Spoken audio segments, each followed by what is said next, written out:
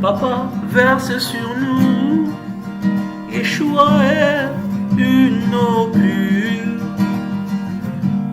Arrose-nous de ta grâce, Minawe. Enseigne nos cœurs, Papa. Lodi, verse sur nous. Une eau pure, Seigneur, verse sur nous. Verse sur nous. Shalom, shalom. Une eau pure, Yeshua, verse sur nous. Une eau pure, verse sur nous. Une eau pure, verse sur nous. Une eau pure, oh, verse sur nous, Seigneur. Yant, une eau pure, Yahweh. Verse sur nous, Seigneur, une eau pure. Ce sont Yeshua, le Mashiach, le Messie, notre Maître, notre Adonai. Oh oui, Seigneur, verse sur nous. Oh Seigneur, au nom de Yehoshua, Papa, Santa Rina Malawe Kalori. Oh, shalom, shalom, shalom à tous. Verse sur nous, Seigneur, une eau pure. Yahweh, verse sur nous ce soir une eau pure. Seigneur, merci pour ta grâce au nom de Yehoshua. Merci pour cette pensée que tu nous donnes. Merci pour l'esprit qui nous conduit. Nous voulons nous présenter devant toi, à tes pieds, pour être enseignés, pour être encouragés, Seigneur, au nom de Yehoshua. Nous sommes tes enfants, nous venons à tes pieds, Papa. Ton nom est grand, ton nom est puissant. L'Esprit nous enseigne toutes choses et tu nous conduiras dans la vérité.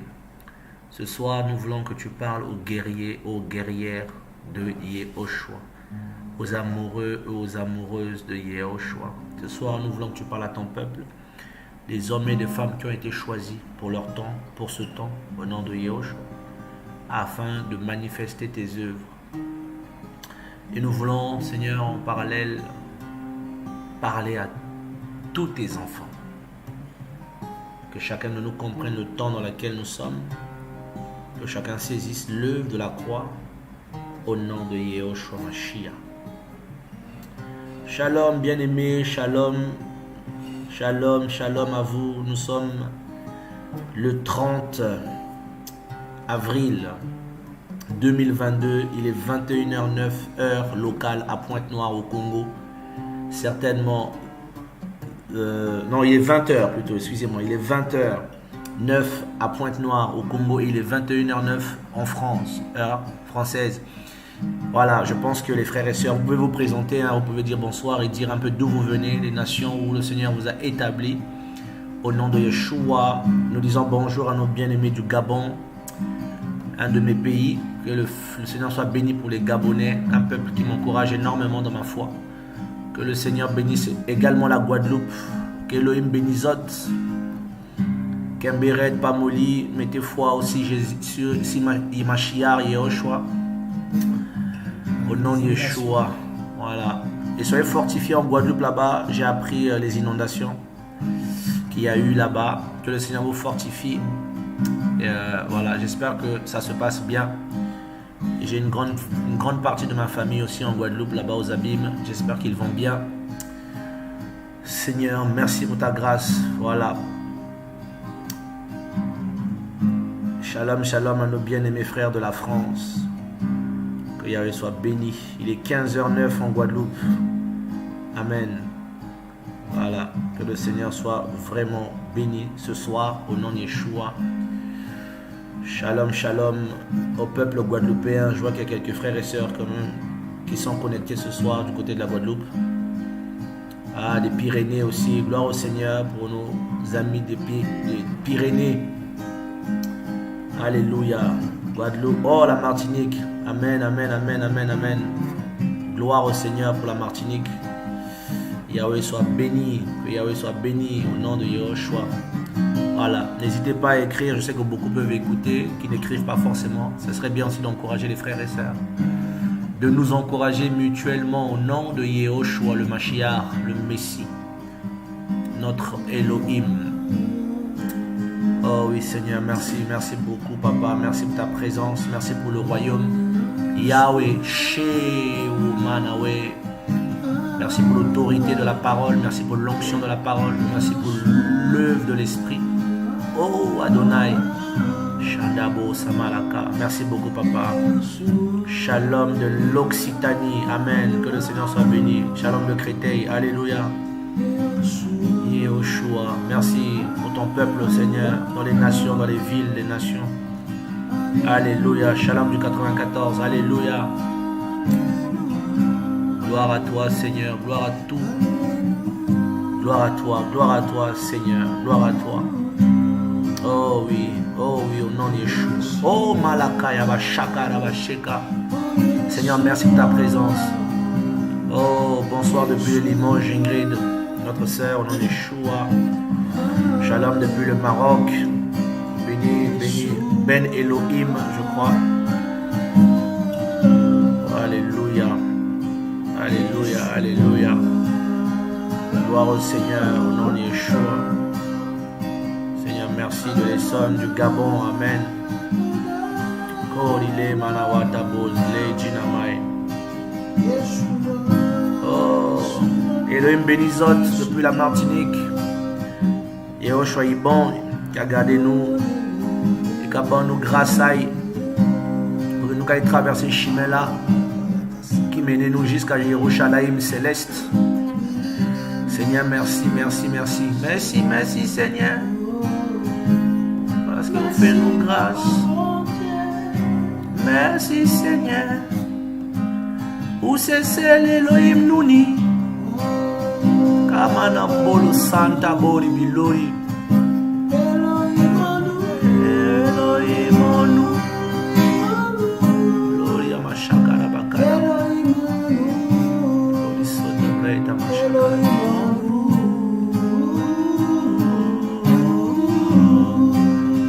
Shabala Bakara Shabala. Oh. Yanda Babo Sanakara Bashara Bakara. Le Cantal, le Sénégal, alléluia. Fifi Diallo, ma soeur, que le Seigneur te fortifie. J'espère que tu te portes bien, ma soeur Fifi Diallo. Ah, les guerriers du Seigneur, les enfants du Seigneur ce soir au nom de Yeshua. Depuis l'île Maurice, Amen, alléluia. Gloire au Seigneur. Oh oui Seigneur, merci. Merci. Shandarabakori Amashaka. Je ne sais pas pourquoi le Seigneur nous pousse, mais ce message aujourd'hui, c'est le message que le Seigneur adresse aux nations. Il va l'adresser aux nations ce soir. Bélo, le Seigneur va parler aux nations. Il va parler à son peuple, à ses guerriers, à ses guerrières. Inamalori, la génération qui ramène l'arche. Yandabakori Le Yamasaka. Alléluia. Ma soeur Cathy Valina, je crois que c'est depuis la Belgique. Gloire au Seigneur, au nom de Yeshua. Oh Malakai, Seigneur, nous te bénissons. Frères et sœurs, nous nous laissons conduire, vous le savez, nous ne voulons pas être des religieux. On se laisse conduire dans la présence du Seigneur pour partager l'évangile. Yahushua doit être élevé, doit être au milieu de tout. Elohim Onu, Kamaché au milieu de cette chandelier d'or. Elohim Onu.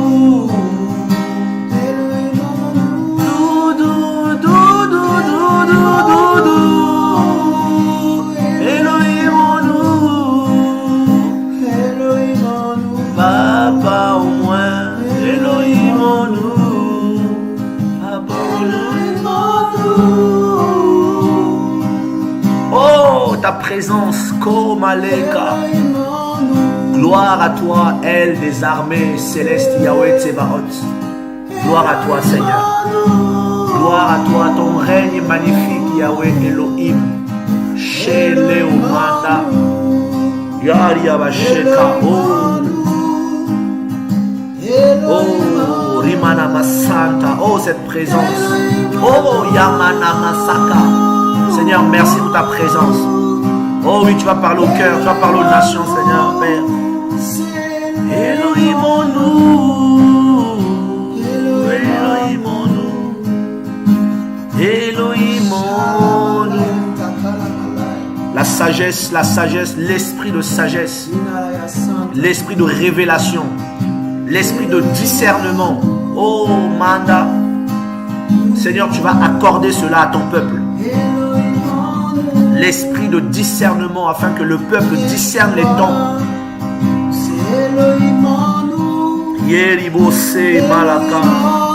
Oh, merci Père, merci Saint-Esprit. Merci pour ta grande sagesse. Merci pour l'Esprit, Père. Merci pour la puissance de l'Évangile.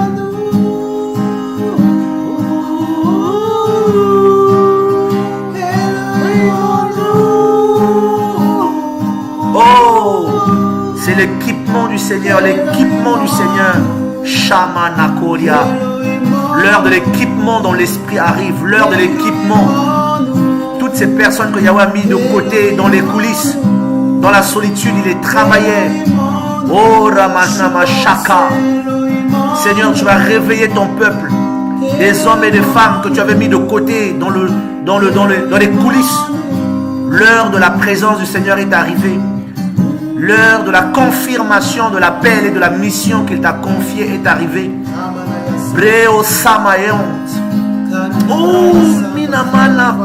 Le Seigneur envoie des anges. Le Seigneur envoie des anges au nom de Yehoshua. Les anges de Yahweh sont envoyés auprès de certaines personnes pour confirmer les choses que Elohim a mis dans leur vie. Les flammes de feu. Mon peuple, la guerre est déclarée. Chéri Malaka. Et Yahweh aussi arme ses soldats.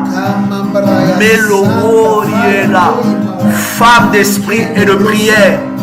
Homme d'esprit et de prière. Chéri Malaka. Peuple prophétique.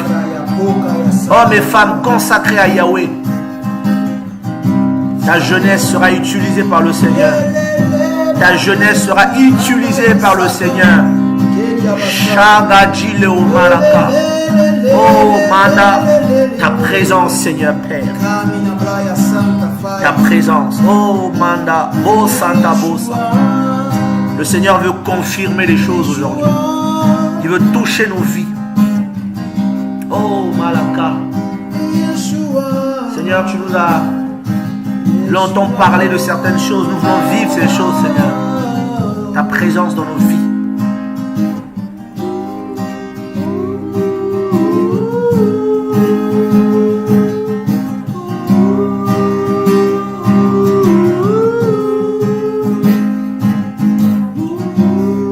Oh oui. Alléluia. Seigneur, merci.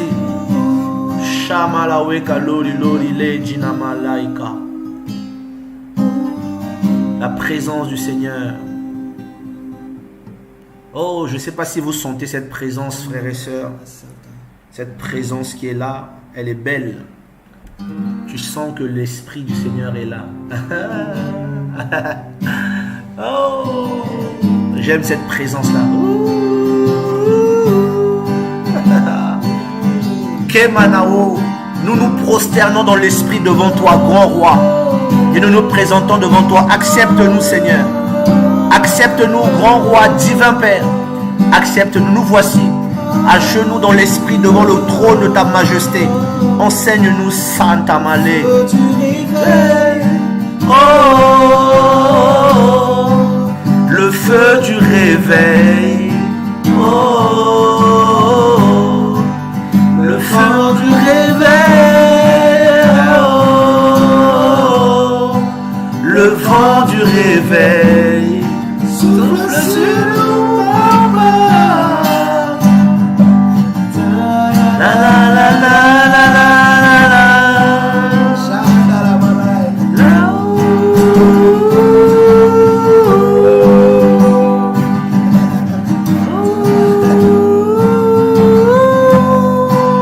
Le vent du réveil.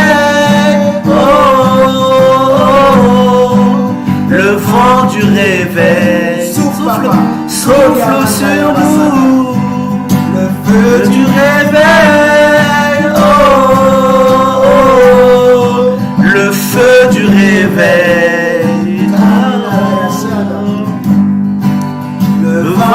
réveil. Oh, papa, le vent du réveil. Souffle sur nous, papa. Le feu du réveil. Oh, le feu du réveil.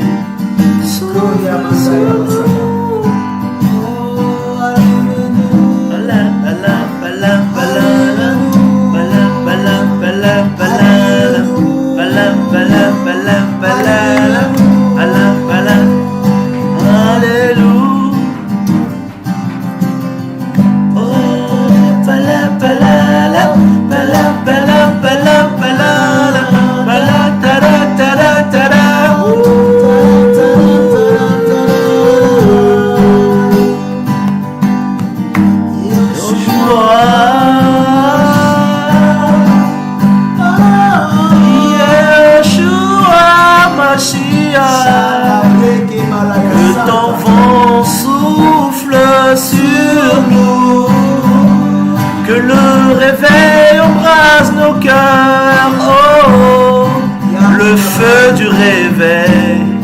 Oh, vent du réveil. Oh, le vent du réveil. Allume ton feu dans mon cœur afin que je puisse t'adorer. J'ai tant besoin De ta présence, oh Seigneur, le vent du réveil. Oh, le vent du réveil. Envoie le feu, papa. Le feu. Oh, Le feu du Shadabai. réveil. Oh, le vent du réveil. Manda. Oh, Mélo, Manda. Alléluia. Je crois que quelqu'un me pose la question, je crois, il dit, frère, souvent tu dis Maneda, cela veut dire quoi? Je crois que tu veux dire Manda.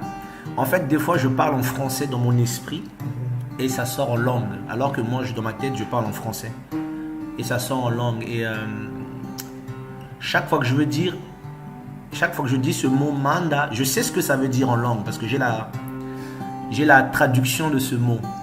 En esprit, je sais ce que cela veut dire en français. Mais est-ce que ça serait utile que je vous le dise? Parce que c'est quelque chose, c'est un mot qui est très lié entre moi et le Seigneur. Voilà. Oh, Il est tellement bon. oh, je crois qu'il y a des Allemands aussi qui sont là. Gloire au Seigneur. Alléluia. Des Italiens. Gloire soit rendue à Elohim. Alléluia. Viva Italia. Le Seigneur est bon. Yehoshua. Nous l'aimons, nous l'aimons. Le feu du réveil. Oh, oh, oh, ça vient de nouveau. Le feu du réveil. Le feu du réveil. Oh, le feu du réveil. Oh, Manda, oh, le Seigneur veut vraiment tu es voir ce mon feu. Père. Le temps est arrivé, le temps est arrivé. Alléluia. C'est le temps du Seigneur qui commence à sonner. Voilà pourquoi le Seigneur va restaurer les dons de l'esprit de beaucoup. Les dons de l'esprit. Oh Malaka. Toi qui ne prophétisais plus, je prie que l'esprit du Seigneur restaure ce don en toi. Le vent du réveil. Oh, toi qui veux parler des langues, que le feu te visite. Le feu du réveil. Oh, toi qui veux le discernement des esprits. Oh, que Yahweh ouvre ton intelligence pour saisir les mystères. Oh Manda, Tu vas équiper la jeunesse dans les nations. Oh oui, Seigneur, tu vas équiper la jeunesse dans les nations. Tu vas équiper la jeunesse dans les nations. Parce qu'une grande partie de ce vent passera par la jeunesse, Seigneur. Shemale orinala ite malaweka Santa Borileka. Oh, la puissance du Seigneur. Couvre-nous à l'ombre de tes ailes. Guéris nos âmes, guéris nos cœurs, afin de Seigneur, pouvoir merci. recevoir ce feu nouveau, ce vin nouveau. Samanawe, Tu vas répandre. Yeminalaya Shanda. Malakarileka. Seigneur, fais-nous du bien ce soir, papa. Fais-nous du bien ce soir, Seigneur Yehoshua. Koraya faile malakai. Fais-nous du bien, Seigneur. Shandarabao de Bre, Santa Bossa. Purifie-moi, purifie-moi, purifie-moi. Sanctifie-moi, sanctifie-moi, sanctifie-moi. Kolia Malaya Le Santa. vent du réveil, Seigneur. Korina Malaya Santa Fire. Alléluia. Oh Seigneur. Les nations adorent le Seigneur Yehoshua. Voilà. Shalom, shalom. Mes frères et sœurs, shalom au nom de Yeshua. Ce soir, nous voulons partager sur Élia contre Jézabel, la génération qui ramènera l'arche d'Élohim. Voilà, c'est certainement un message prophétique de la part du Seigneur, parce que souvent, comme d'habitude, je me rends dans un endroit et je reçois des pensées. Nous sommes à un temps très capital, Église du Seigneur, très capital. Et le Seigneur a lancé un vent avec nos aînés, nos pères dans la foi, et un vent puissant, un message terrible qui nous est donné. Et en fait, c'est bizarre, c'est comme si moi-même, c'est que maintenant, depuis que je suis là, je comprends un peu ce que le Seigneur veut que je dise, que je porte, comme si... voilà, cette onction que tu vois, hier, là, on partageait, là, ce feu-là, c'est... Le Seigneur veut vraiment qu'on continue en fait à répandre son nom. Or, ce qui était hier, c'est ce qui se passe aujourd'hui. Donc je vais, à la grâce du Seigneur, prendre quelques versets et puis je vais peut-être certainement parler. Parce que j'estime que les chrétiens connaissent beaucoup ces histoires-là. Et on va faire un parallèle parce que ce que le Seigneur me faisait comprendre pendant que je réfléchissais dans ma pensée, c'est que en fait, Jézabel... Souvent, beaucoup parlent de l'esprit de Jézabel. Comme je disais, Jézabel dans la Bible est d'abord une femme. Et même dans l'Apocalypse, le Seigneur ne l'appelle pas femme. Il ne l'appelle pas esprit, il dit femme. Il dit, tu laisses la femme Jézabel enseigner à mes serviteurs. Et si tu regardes bien, c'est un message qui est donné juste avant que Yohanan le prophète, l'apôtre, puisse recevoir l'ordre de la voix lui disant monte ici. Donc on donne d'abord le message en fait aux 7 églises. Donc avant qu'il y ait l'enlèvement, le Seigneur va d'abord parler à l'ecclésia. Donc c'est l'image, et ça le Seigneur me l'a enseigné déjà il y a quelques années. Et en fait les 7 églises d'Apocalypse sont parce qu'il n'y avait pas que seulement les églises de l'Asie mineure, les églises, il y en avait un peu partout. Mais pourquoi le Seigneur choisit ces églises-là? En fait, ces 7-là, c'est très prophétique. C'est que la première église que le Seigneur a eue à l'époque du Seigneur, à l'époque des apôtres, c'était celle qui est l'église d'Éphèse. D'accord? Cette église qui avait l'amour. Et vous allez voir avec le temps qui a perdu cet amour, à un moment qui a perdu la puissance, mais qui a retenu le nom. Et on arrivait jusqu'à l'assemblée de Laodicée, Laodicéa. Donc, l'église qui se fait justice à elle-même. On sait que Laos veut dire peuple, Dicéa veut dire, c'est une divinité de justice. Donc, l'église qui se fait justice par elle-même, par les hommes. En fait, c'est une église qui est dirigée par les hommes. Or, cette assemblée-là, qui est dirigée par les hommes, si tu regardes bien, c'est une église qui avait mis le Seigneur dehors.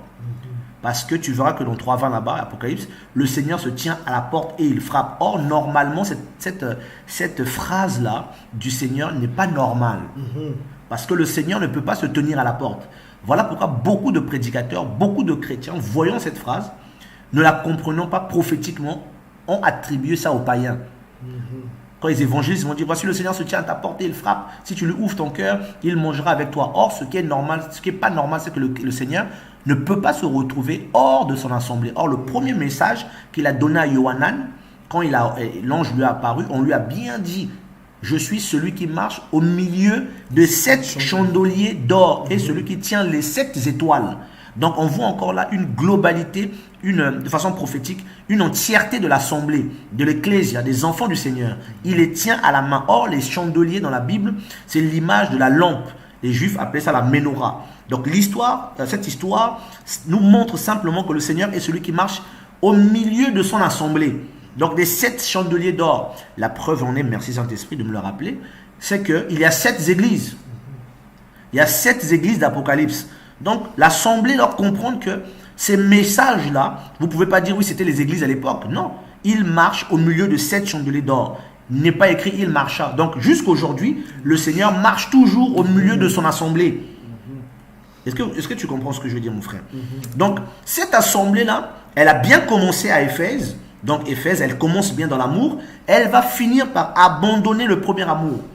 Et elle va finir à la fin par avoir, en fait, une direction humaine.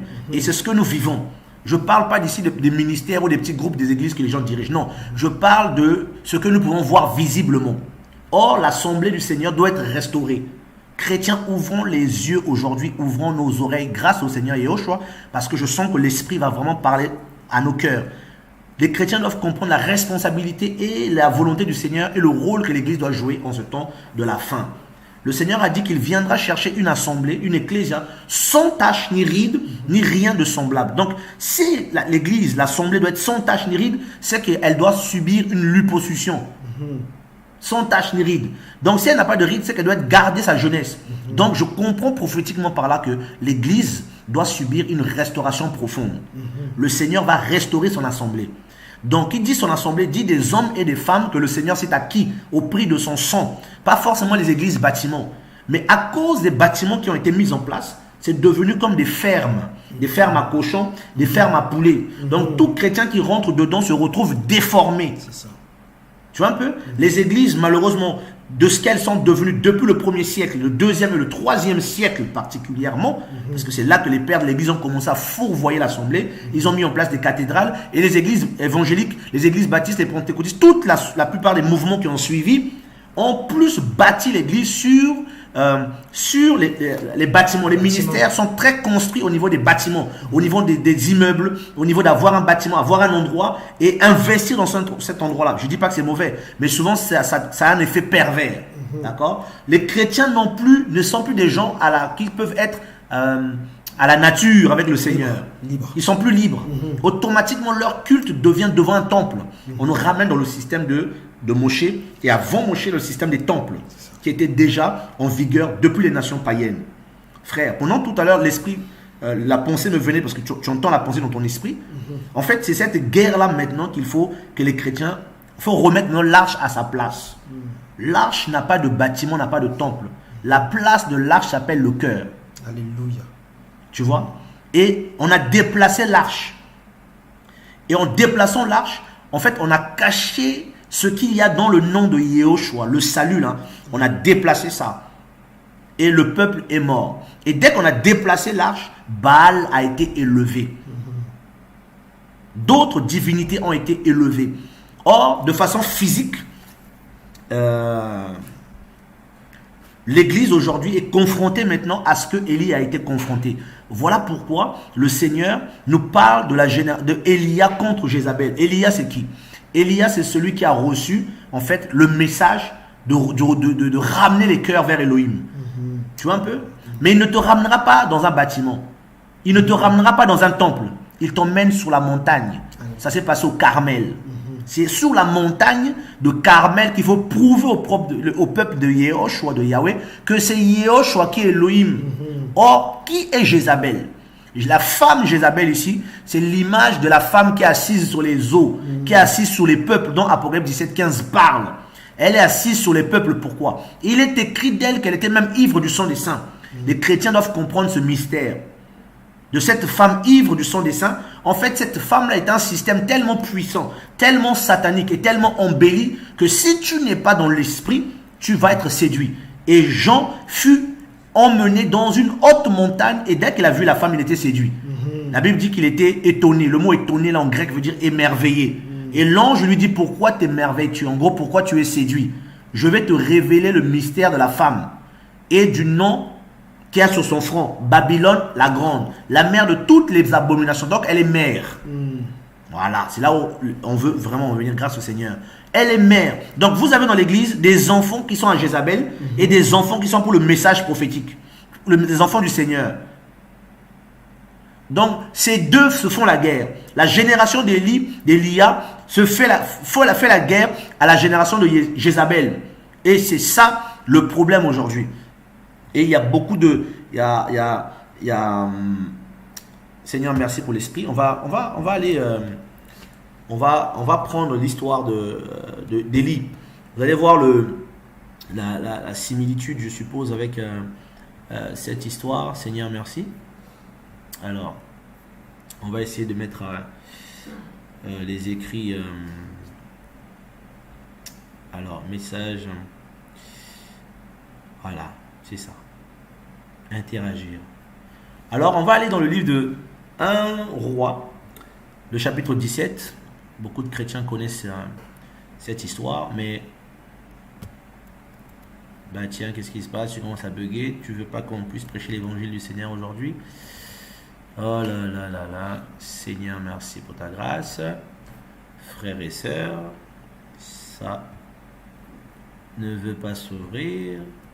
Oh là là. Bon. Ouais, les combats, hein. Ça bug. Seigneur, il est au choix. Non, là, on peut pas. Parce que c'est pas sur le... Alors, excusez-nous, hein. Excusez-moi du moins.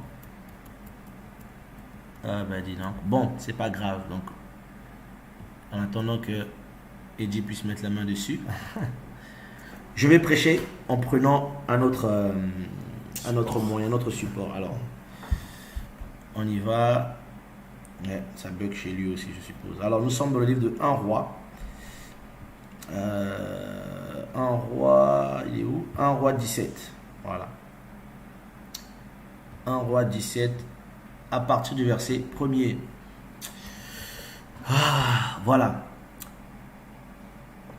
1 roi 17, à partir du verset 1er. Je ne sais pas si vous m'écoutez et que vous m'entendez au nom de Yeshua. Voilà. Quelqu'un m'entend? Vous m'entendez ou pas? Gloire au Seigneur, si vous m'entendez. Alors, c'est pas grave, Eddie, on peut continuer comme ça. Alors, Élia le Tishbi, d'entre les habitants de Galaad, dit à Ahab, Yahweh Elohim d'Israël, en face de qui je me tiens debout et vivant, il n'y aura ces années-ci ni rosée, ni pluie, sauf sur ma parole, sauf sur la parole de ma bouche. D'accord? La parole de Yahweh vint à moi en disant, va-t'en d'ici, tourne-toi vers l'Orient et cache-toi près du torrent de Kérit, qui est en face du Yarden. Tu boiras de l'eau du torrent, et j'ai ordonné au corbeau de t'y nourrir. Et il partit et fit selon la parole de Yahweh et s'en alla et demeura au torrent de Kérit, qui est en face du Yarden. Frères et sœurs, Élie, le prophète, va recevoir un ordre de la part du Seigneur, parce qu'il y avait en Israël un homme qui s'appelait Ahab, qui était roi, qui était censé diriger le peuple du Seigneur, qui était censé conduire le peuple du Seigneur dans la vérité, dans la justice. Mais cet homme va aller concocter une alliance avec une dame qui s'appelle Jézabel, princesse de Sidon, un pays maudit. Et cette dame, en venant en Israël, va tout de suite s'imposer en tueuse de prophètes de Yahweh. C'était le but. Donc quand Jézabel arrive quelque part, Jézabel a un but. Il y a une guerre entre la postérité de Jézabel et celle de Yahweh. Automatiquement, elle a voulu tout de suite éteindre le message de Yahweh. Parce qu'entre nous, en s'attaquant au prophète à qui il s'attaque? Il s'attaque au message. Et en s'attaquant au message, il s'attaque à la source du message. Il voulait briser dans le cœur des enfants du Seigneur, dans les cœurs des Israélites, en fait, la source de leur foi, pour qu'ils n'entendent plus la parole. Tu vois un peu? Donc, il va tout de suite rentrer en union avec le roi Ahab qui devait conduire le peuple. Et à cause de cela, regardez bien, dès que l'alliance va se faire, dès que la corruption rentre, le Seigneur dit à Élie de partir. Normalement, Élie devait rester. Mais le Seigneur lui dit de partir afin de préserver son peuple. Voilà pourquoi certains, le Seigneur leur demande de rester à la maison. Beaucoup de chrétiens ne comprennent pas. Les vrais apôtres, les vrais serviteurs, les vrais prophètes, les vraies prophétesses du Seigneur, les messagers, les messagers du Seigneur, lorsque la compromission rentre, lorsque le péché pénètre, le Seigneur les écarte. Il les cache au torrent de Kérit afin que le jugement du Seigneur puisse frapper. Puisse frapper. Parce qu'ils ont déplacé l'arche. L'arche, c'est le Seigneur, tu vois un peu. Et Jézabel, en venant en Israël, elle a voulu toucher à la relation que les enfants d'Israël avaient avec leur Elohim. Et ça, c'est terrible. Tout de suite, elle a dit, si Yahweh ne parle plus à ce peuple va pratiquer l'infamie. Si Yahweh cesse de parler à ce peuple ne saura plus où donner de la tête. S'il n'y a plus la parole de Yahweh, le peuple sera sans frein. Pourquoi? Tu sais quel était le but qu'elle avait derrière? Introduire Baal. C'était ça son but. Son but, c'est d'introduire sa divinité. Elle est terrible. Mais elle voulait... En fait, elle a combattu. Et c'est terrible ici. Le premier, Élie a été envoyé vers qui? Vers Sarepta. Sarepta. Vous connaissez l'histoire de Sarepta, la veuve de Sarepta. Tu vois, l'une des conséquences de la présence de Jézabel en Israël, ça a provoqué la famine. Ça a provoqué la famine. Frère, nous parlons ce soir de façon prophétique que Yahweh ouvre nos oreilles. L'église a subi cette attaque-là. Et la première des choses, mon frère, que ça a provoqué, c'est la famine. La famine spirituelle, la famine de la parole. On va aller petit à petit. Alléluia. Dès que Jézabel a pris place, la famine est rentrée. Pourquoi? Parce que c'est Yahweh qui a envoyé la pluie pour que les gens mangent.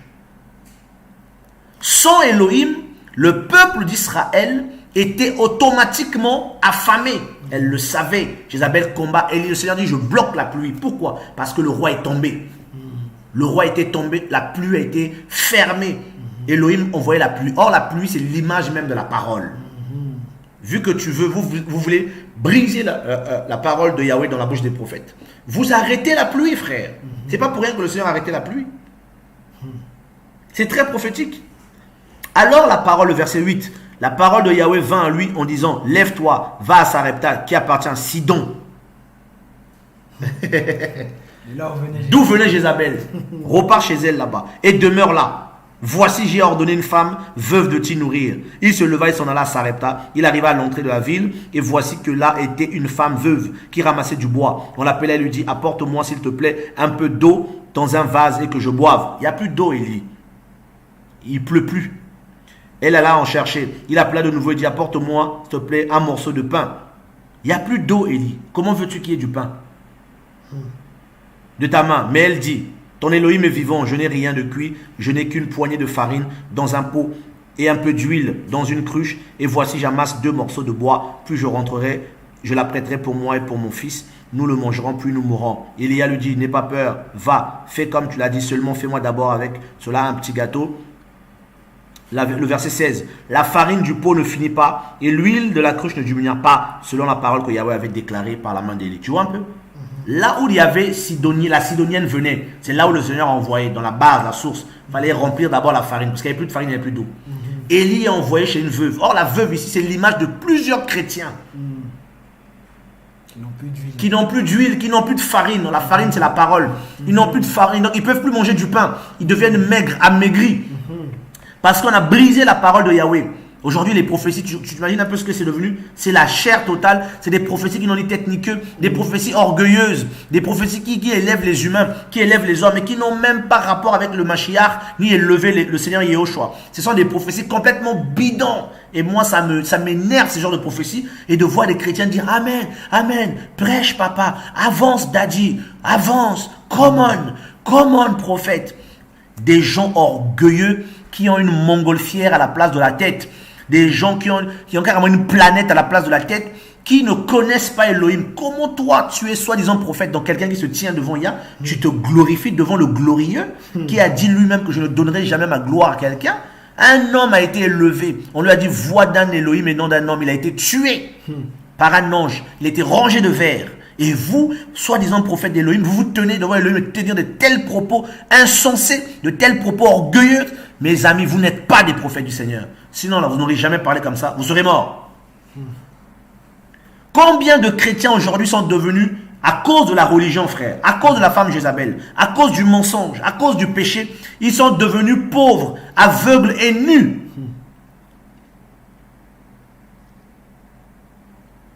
Et le Seigneur envoie Élie. Élie est parti sans eau, est parti sans huile, est parti sans farine, mais la farine et l'huile étaient en lui. Alléluia. La génération qui doit ramener l'arche, qui doit ramener la présence d'Elohim au milieu des enfants du Seigneur. Parce que Jézabel a fait beaucoup trop d'enfants. Des fois on se dit, mais non, mais il y a beaucoup de faux prophètes, oui, l'église d'aujourd'hui, tout ça. En fait, tout le monde, il n'y a rien de nouveau. En fait, tous ces gens-là, ce sont des enfants de Jézabel. Nous allons venir là-dessus. Oh Seigneur. La veuve de Sarepta. C'est l'image de tous les chrétiens qui ne savent plus, qui ne connaissent même plus la parole. Les béabas de la Bible, ils ne savent pas. Ils ne méditent pas la Bible, ils ne savent pas. On les trompe. Ils sont comme envoûtés. On a beau leur parler des Écritures, non, ils comprennent pas. Ils comprennent pas. Et frères, laissez-moi vous dire aujourd'hui, il y a une génération que le Seigneur a choisie. Une génération qui est appelée par le Seigneur. En fait, c'est la génération de la restauration. On va encore aller dans la parole du Seigneur. Hein, au nom de Yeshua. Mon frère, est-ce que tu peux nous prendre 1 Roi 18. Après que le Seigneur va envoyer Élie chez une veuve. Pour que la veuve ne meure pas, mais vive. Après, le Seigneur l'envoie quelque part. Le Seigneur va d'abord restaurer les cœurs de ses enfants. Il va d'abord restaurer l'intimité. Et après, il va envoyer, merci Seigneur, je crois que c'est restauré ou pas, non pas encore. Il va envoyer son peuple maintenant aller annoncer l'évangile. Oh Seigneur. Voilà, nous sommes dans le livre de 1 Roi 18. À partir du verset 1er. Je lis au nom de Yeshua. Amen. Il arriva après plusieurs jours que la parole de Yahweh vint à Élia, dans la 3e année, en disant: Va, montre-toi à Akab, et je donnerai de la pluie sur la face du sol. Et Élia s'en alla pour se montrer à Akab. Il y avait alors une grande famine en Samarie. Akab avait appelé Abadия, chef de sa maison. Or, Abadия craignait beaucoup Yahweh. Et il était arrivé quand Jézabel exterminait les prophètes de Yahweh, qu'Obadия avait pris 100 prophètes et les avait cachés, 50 hommes par caverne, et les avait nourris de pain et d'eau. Akab dit à Obadия: Va sur la terre vers toutes les sources d'eau et vers tous les torrents. Peut-être que nous trouverons de l'herbe et nous conserverons la vie aux chevaux et aux mulets, et nous n'aurons pas à tuer des bêtes. Ils se partagèrent entre eux la terre pour la parcourir. Akab allait seul par un chemin et Obadия allait seul par un autre chemin. Comme Obadия était en chemin, voici Élia vint à sa rencontre. Obadия reconnut Élia. Oh, arrête-toi là. Mon frère, s'il te plaît. La Bible dit que Akab était roi. Il avait un serviteur qu'on appelait Obadия. Obadия. Ça veut dire serviteur de Yah. Tu vois la confusion qu'il y a dedans là. Un roi impie qui avait à son service un serviteur de Yahweh. Et lorsque Jézabel tuait, Obadja était là. Il cachait les prophètes, mais il ne disait rien. Tu vois un peu ce que ça veut dire, un peu l'image que c'est.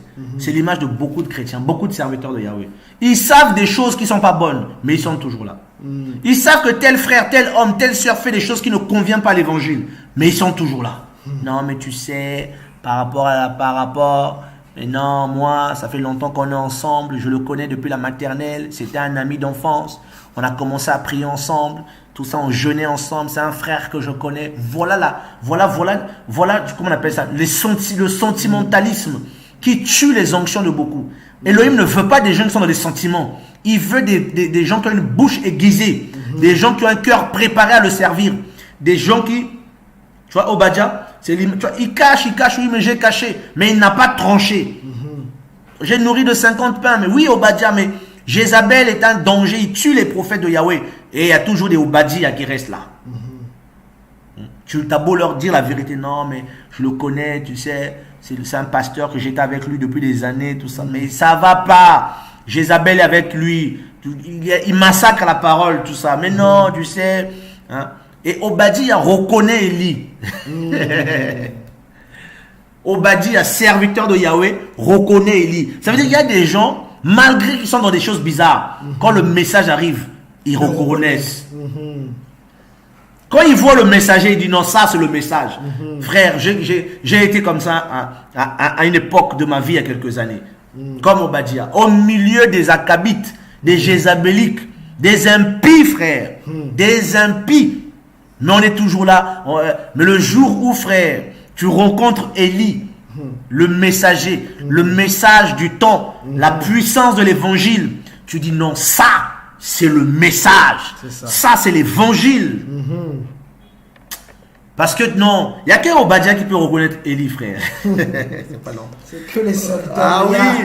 Si tu n'es pas serviteur de Yah, si tu n'es pas appelé à être serviteur de Yah, mon ami, laisse tomber. Tu ne verras que du feu. Tu ne verras que du feu, mon ami.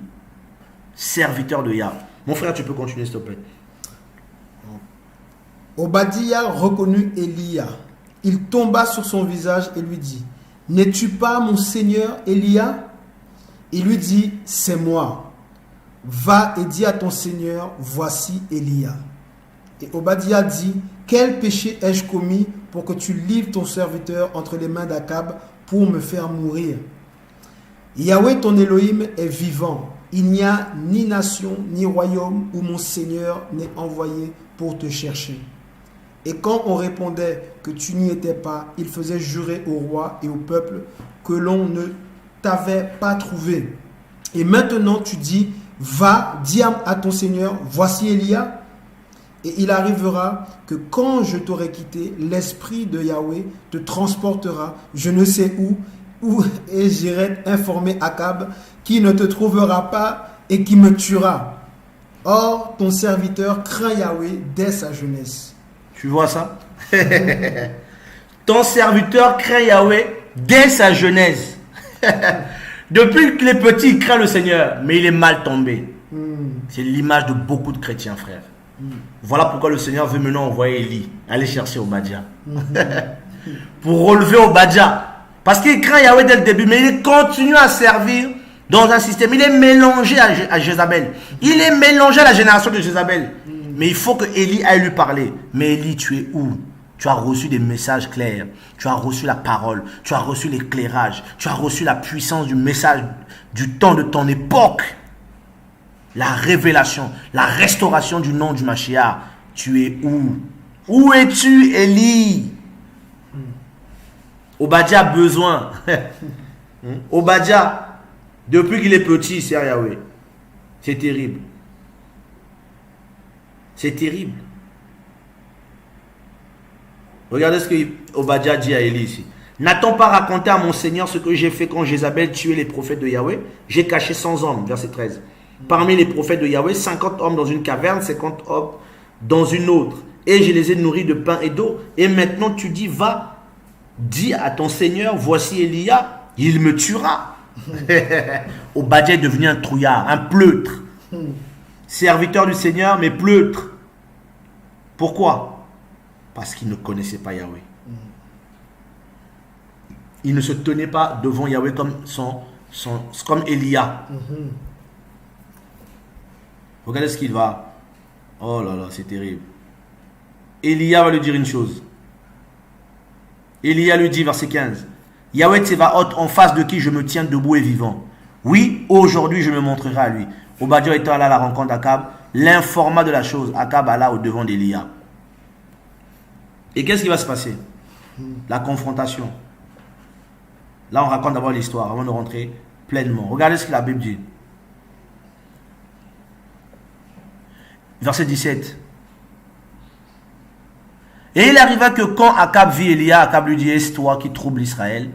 Il dit, je ne trouble pas Israël, c'est toi et la maison de ton père, parce que vous avez abandonné les commandements de Yahweh et que vous êtes allés après les Baalim. Maintenant, envoie et fais rassembler tout Israël auprès de moi sur le mont Carmel, les 450 prophètes de Baal et les 400 prophètes d'Ashéra qui mangent à la table de Jézabel.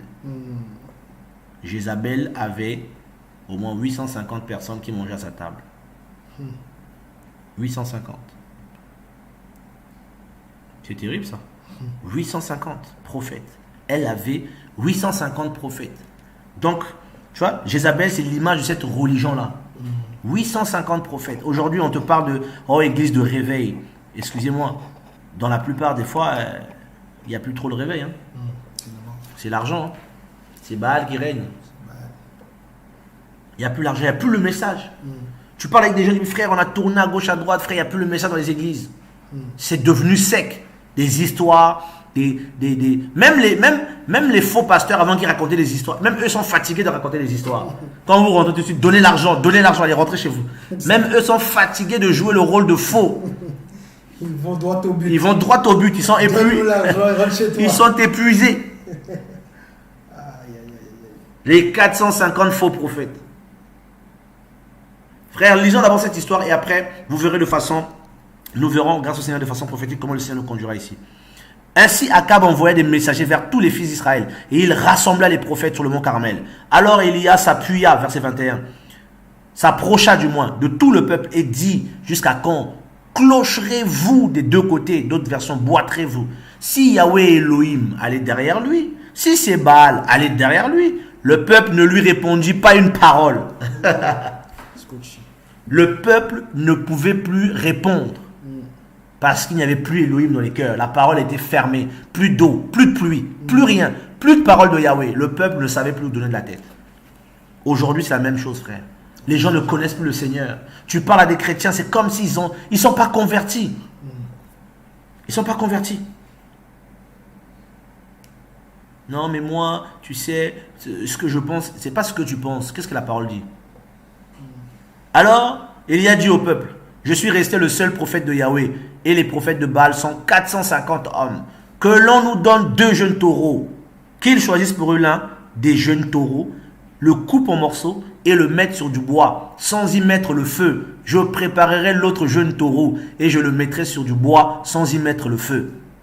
Frère, 2 jeunes taureaux pour 2 camps. Baal avec sa croyante maîtresse, sa religion entretenue par Jézabel et ses 450 prophètes, et Élia, taureau. Frère, c'est à quoi ça me fait penser? Il y a deux Yehoshua. Je vais même dire, il y a un Jésus bizarre et il y a le Yehoshua de la Bible. C'est ça la religion en fait. Et c'est ce que Élie a eu à confronter. En Israël était née la religion. Jézabel a ramené la religion.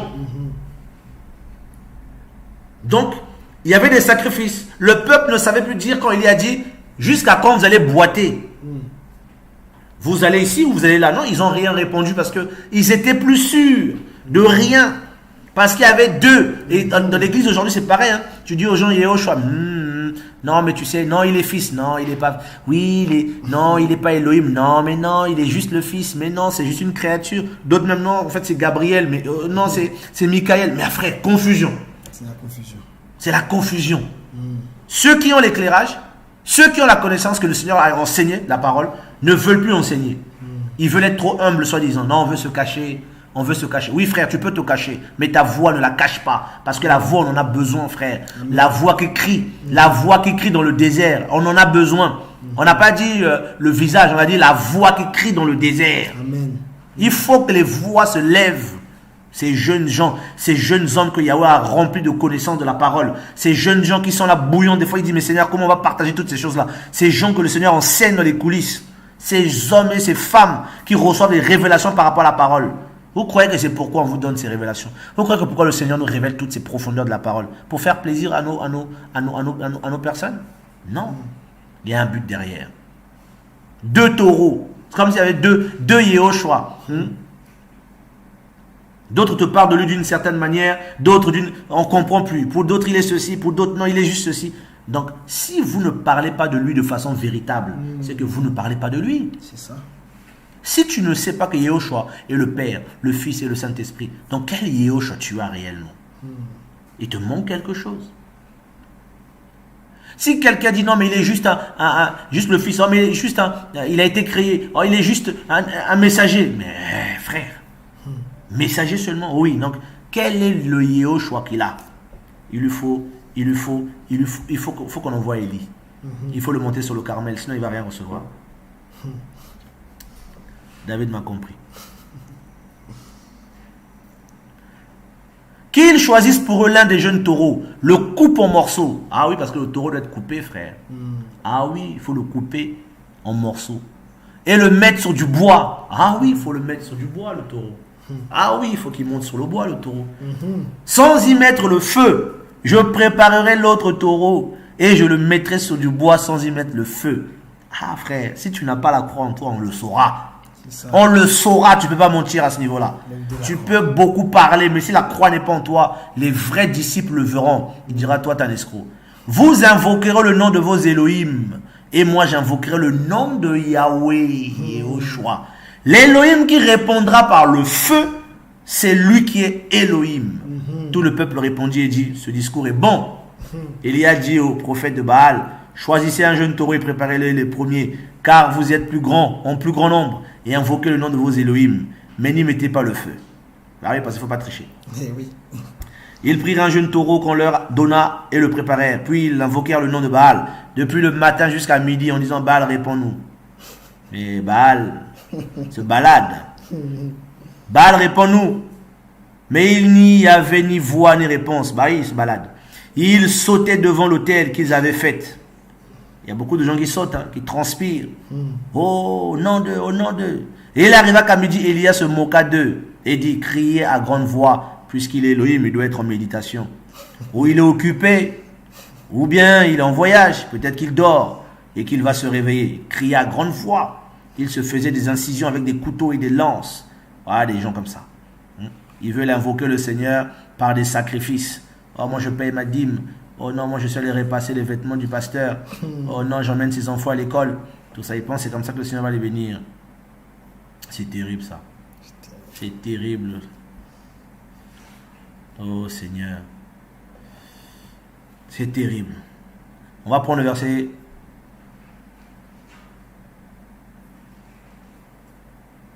Alors, excusez-moi parce que ça se balade. Verset 34. Il dit, remplissez 4 cruches d'eau, puis versez-les sur l'holocauste et sur le bois. Et il dit, faites-le encore une seconde fois. Et ils le firent une seconde fois. Il dit, faites-le une troisième fois. Ils le firent une troisième fois. Waouh, non, on va même remonter encore. Parce qu'il y a des détails que j'aimerais relever. Parce que Baal n'a pas répondu. Élie a dit, verset 30, alors à tout le peuple, approchez-vous de moi. Approchez-vous de moi. Et tout le peuple s'approcha de lui. Et il répara l'autel de Yahweh. Il faut d'abord réparer l'autel. Mon frère David, tu vois le problème? L'autel a été brisé, les chrétiens ne se rendent pas compte de ça. Parce qu'il y a beaucoup d'orgueil chez nous. Il n'y a plus d'offrande. Qui avait été renversé. Élie a pris 12 pierres, le fondement apostolique, selon le nombre des tribus des fils de Jacob, à qui était venue la parole de Yahweh en disant, Israël sera ton nom. Il rebâtit ces pierres il bâtit avec ses pierres un autel au nom de Yahweh. Puis il fit un fossé de la capacité de 2 mesures de semences autour de l'autel. Il faut bâtir l'autel au nom de Yahweh. Donc si ton autel, donc ton cœur n'est pas bâti au nom de Yehoshua, c'est qu'il n'y aura pas le feu. Il arrangea le bois, coupa le jeune taureau en morceaux et le mit sur le bois. Et il dit, remplissez 4 cruches d'eau, puis versez-les sur l'holocauste et sur le bois. Et il dit, faites-le encore une seconde fois. Et ils firent une seconde fois. Il dit, faites-le une 3e fois. C'est terrible ici. C'est terrible. Le verset 39, c'est ça, hein? Quand le peuple vit cela, il tombe. Non. Il faut monter encore.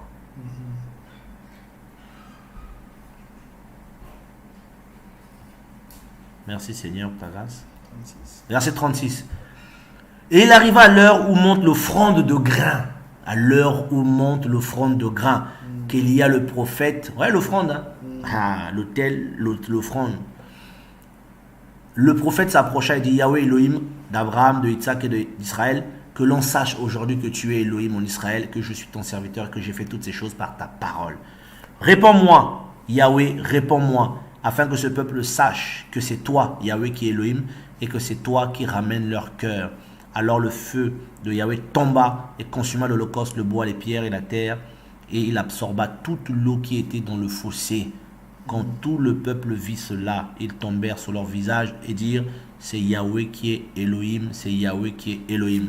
Bref, frères et sœurs, là on a un peu vu l'histoire de Élie et la mission que Élie avait reçue. Souvent dans l'église, on parle beaucoup de l'esprit d'Élie, la mission d'Élie, mais est-ce qu'on comprend exactement le sens de ce que cela veut dire? Nous allons aller dans le livre de Malachie, afin que le Seigneur nous aide vraiment à pénétrer correctement cette pensée. Seigneur, merci pour ta grâce. La femme Jézabel contre Élie. Nous sommes dans le livre de Malachie. Alors, Malachie, le chapitre 3, 23. Malachie 3, 23. Seigneur, merci pour ta grâce. Merci pour ton esprit.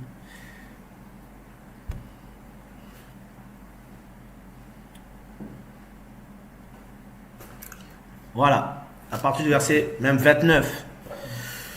Car voici le jour vient, brûlant comme une fournaise, tous les orgueilleux et tous ceux qui pratiquent la méchanceté deviendront du chaume.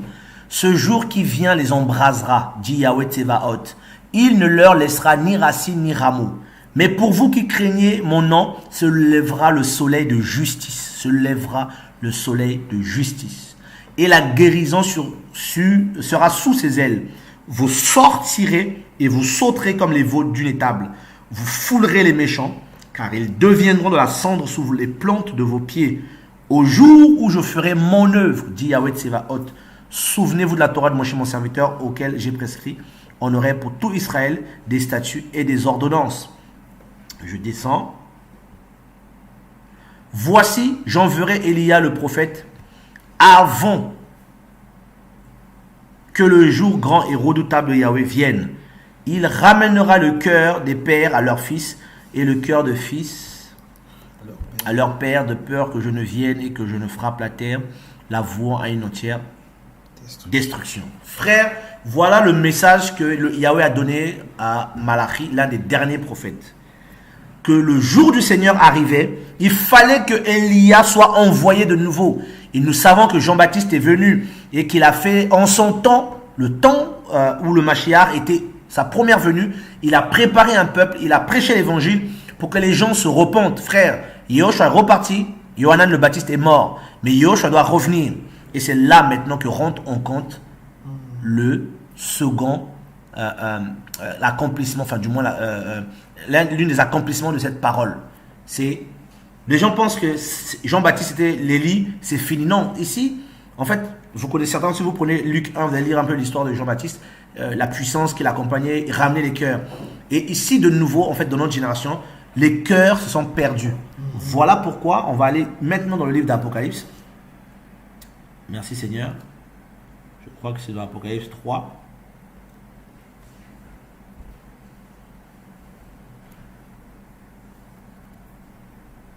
Apocalypse, le chapitre...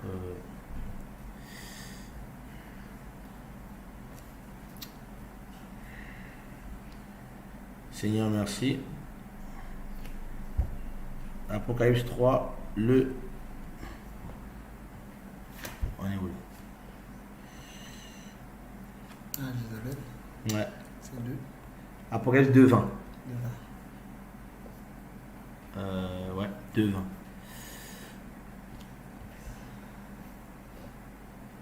Tu peux nous faire la lecture, s'il te plaît? À partir du 18 ou 20? Ouais, tu peux me prendre un peu. Ouais, je prends. Ok. Écrivez aussi à l'ange de l'assemblée de Thyatire. Voici ce que dit le fils d'Élohim, qui a ses yeux comme une flamme de feu et les pieds semblables à du cuivre ardent. Je connais tes œuvres et ton amour et ton service et ta foi et ta patience et tes dernières œuvres plus nombreuses que les premières.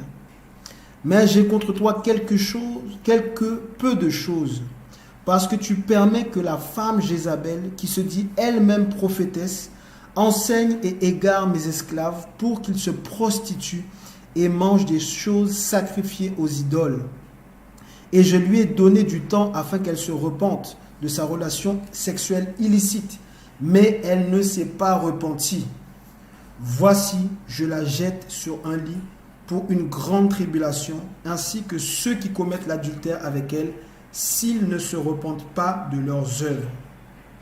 Et je tuerai par la mort ses enfants, et toutes les assemblées sauront que je suis celui qui sonde les reins et les cœurs, et je vous donnerai à chacun selon vos œuvres. Mais je vous dis, à vous et aux autres qui sont à Thyatire, autant qu'il y en a qui n'ont pas cette doctrine et qui n'ont pas connu les profondeurs de Satan, comme ils disent, je ne mettrai pas sur vous un autre fardeau. Voilà, tu peux même t'arrêter là, mon frère. Tu vois ici, le Seigneur parle des profondeurs de Satan, il parle de Jézabel, mais il dit la femme Jézabel. Chose étonnante ici, le Seigneur l'appelle à la repentance. Ouais. C'est bizarre. Si c'est un esprit, normalement on n'appelle pas un esprit à la repentance. Un démon est condamné depuis. Donc il y a ici un langage prophétique à comprendre. Parce qu'un démon ne se repentira jamais. Ils sont condamnés. Donc le Seigneur en fait parle ici prophétiquement de la religion et des enfants de cette femme Jézabel qui enseigne depuis des siècles. Tu vois un peu? Donc cette femme ici, Jézabel, c'est aussi l'image prophétiquement de la fausse église qui depuis des siècles a introduit dans la pensée des chrétiens des doctrines démoniaques. Et pour briser cette doctrine-là, il faut des messagers et des messagères. Il faut des Élie pour restaurer l'autel, pour restaurer l'arche, pour restaurer la croix, mon frère. Et c'est des choses depuis longtemps. Et là, cette femme, c'est une prostituée. Elle mange des choses sacrifiées aux idoles. Des Zeus, des Dionysos, toutes ces divinités impies qu'ils ont cachées et introduites dans la pensée de beaucoup. Des doctrines, des fêtes bizarres. Des chrétiens qui fêtent Pâques. La même Pâques que les catholiques fêtent. Ils fêtent ça aussi.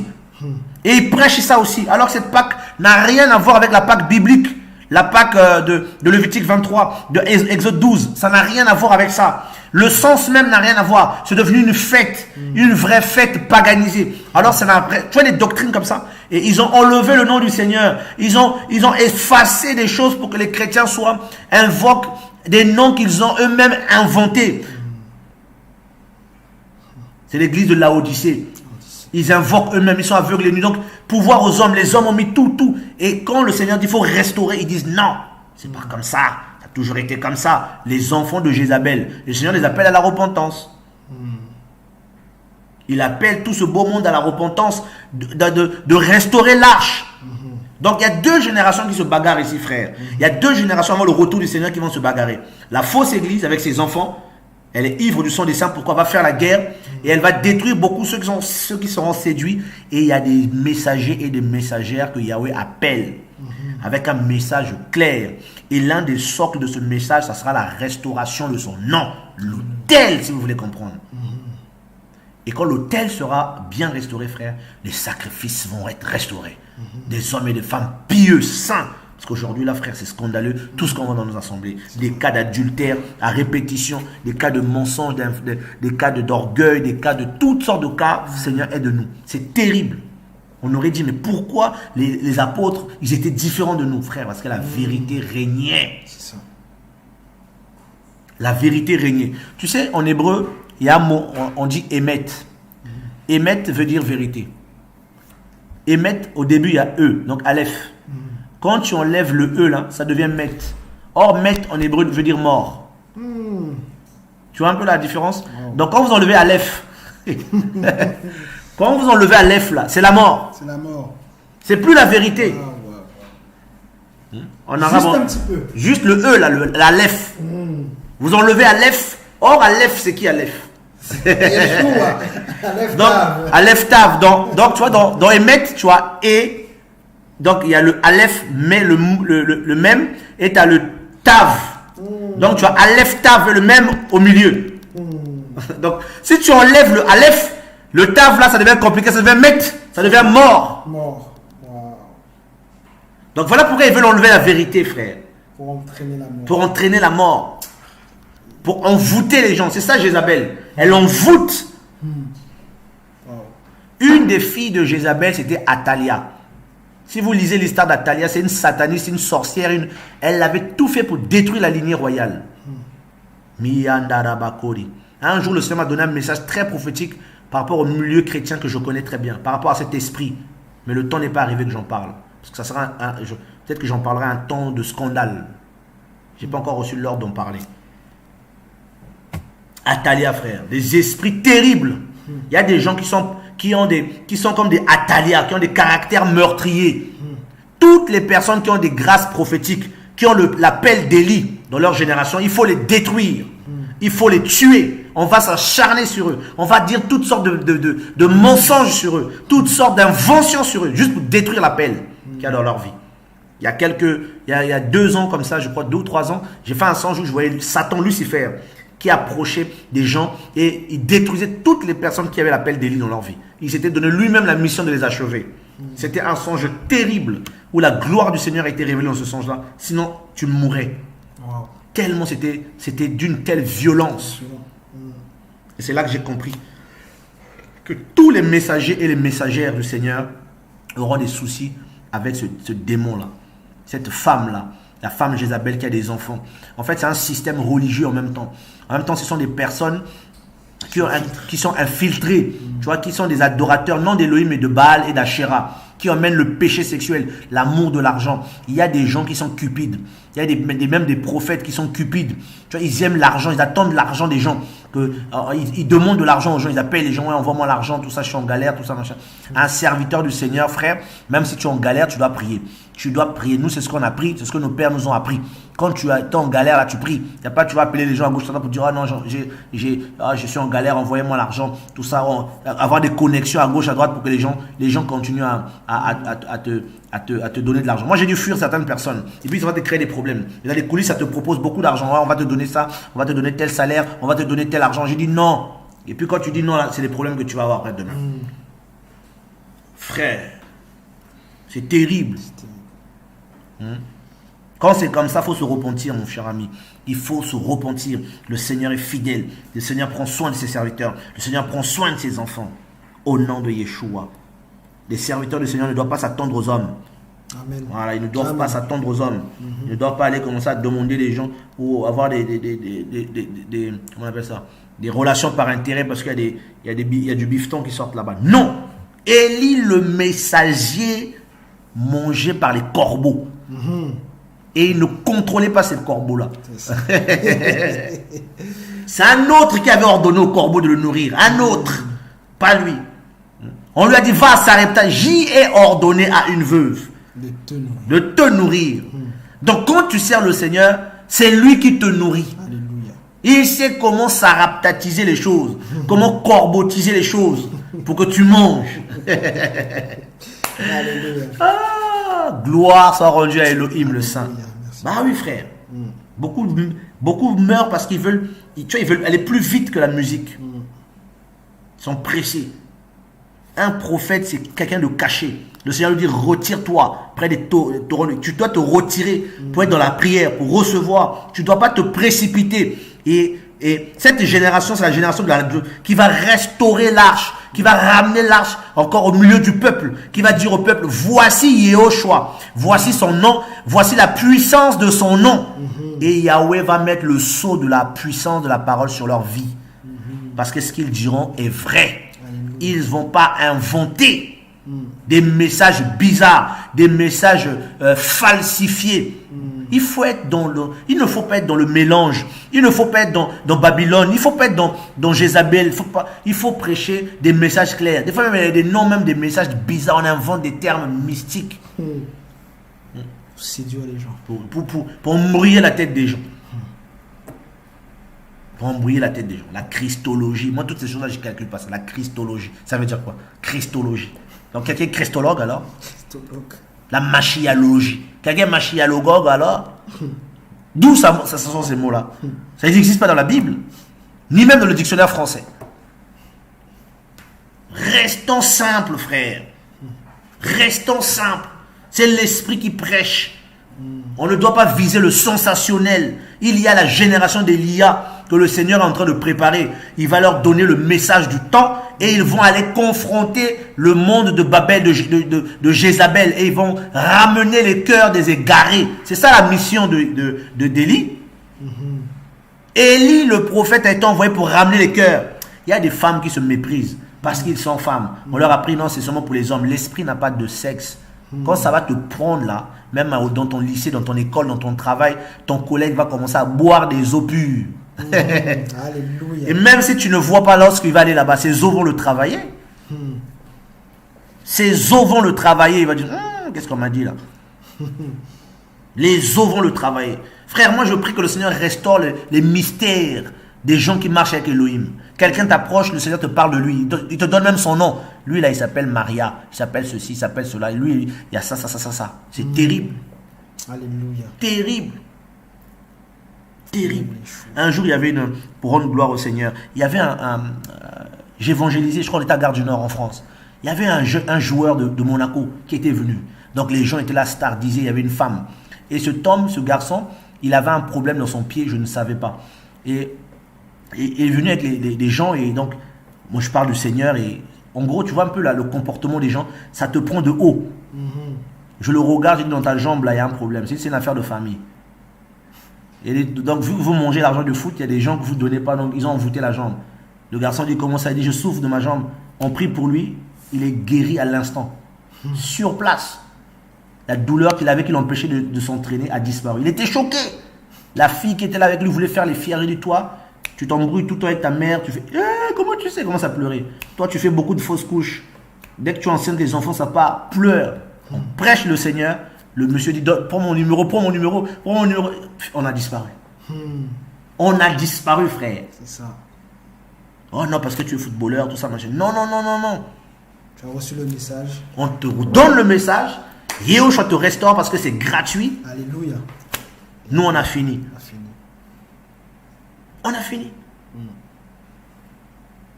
Rendez-vous au ciel si tu arrives. Je prie que le Seigneur restaure ces choses dans nos vies. Il faut que les chrétiens transportent l'arche. Partout où ils vont, l'arche est avec eux. La présence de Yehoshua est avec eux. Parce qu'il y a des gens qui veulent nous prendre de haut. Ils sont confondus.